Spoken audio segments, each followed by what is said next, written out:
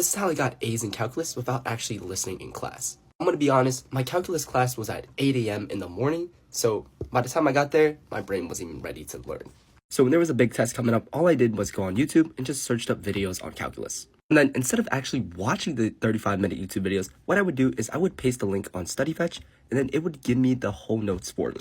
So if there was a specific topic I actually wanted to learn, I would just go to that topic, and it tells me the timestamp if I want to go back to the video too. And here's the best part, it creates a practice test for me, so it makes it a lot easier to study. So if you're kind of lazy like me, use StudyFetch.